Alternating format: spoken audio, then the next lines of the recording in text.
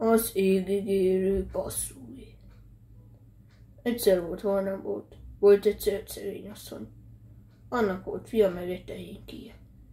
Egyszer úgy elfogyott az ennivalójuk, hogy azt mondta az anyja kisfiúnak: Eredj, fiam, hajtsd el a tehénkét a vására, de vigyázzál, hogy kanyarod el. Nehogy károsak legyünk benne. El is hajtotta a fiú a vásárra. Mindjárt akadt is vevője. Meg is csinálta a vásárt a fiú, elcserélte a tehenet egy szempaszújra. Vitte haza a passzújt. Mutatja az anyjának, hogy mit kap. Az anyja sírt keservesen, hogy a tehenkét ennyiért adta oda. De a kis fiú vigasztalta: Nem úgy sülni, édesanyám. Azt mondta az öreg ember, aki megvette a tehenet, hogy még az este ütössem el, és meglátom, mi lesz belőle. A kisfiú este elültette a kis pergen a passzújt, de még vacsorázni sem tudott.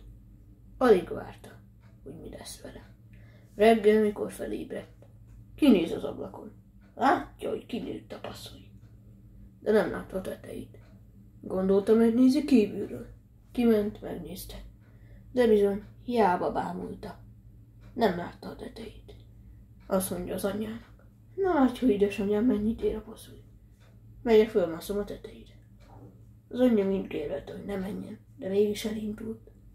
Ment fölfelé a passzújon, és nem hallgatott az anyukájára.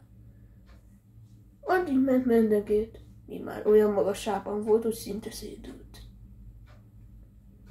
Akkor egyszer csak elérte az égboltot. Ott volt egy nyílás. Begugucskál a fiú, és hát látja, hogy nem is messze van egy ház.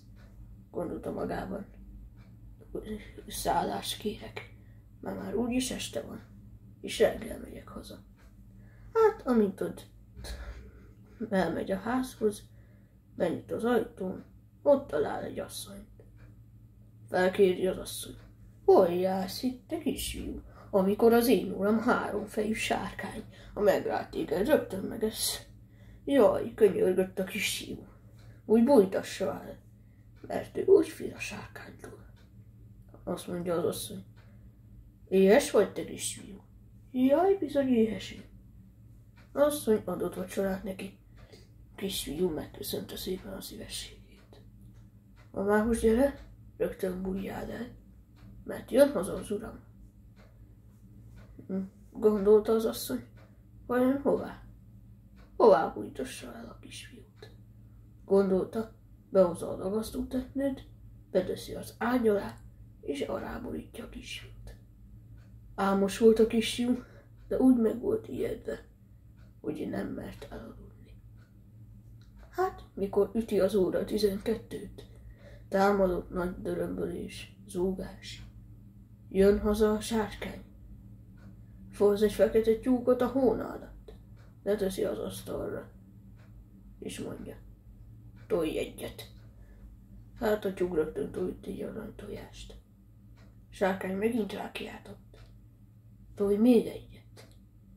Addig mondta a sárkány, addig mindig tolt a tyúk.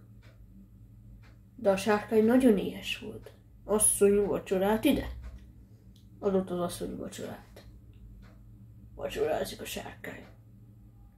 Mikor megvacsorázott, azt mondta a felségének, hogy adja oda a muzsikáját. Amit ott muzsikál. Egyszer csak elkezd szaglázni, de asszony, miféle idegen szag van ebben a házban? Csak nyugodjék, lelkem, nincs itt semmiféle idegen. Dehogy nincs. Add különben széjjel téprek. Az asszony addig csidította, amíg belenyugodott. Amit ott muzsikál, egyszer se kerít az állam. Gondolta magában az asszony: Jó lesz neki se feküdni, mert mindjárt megöl.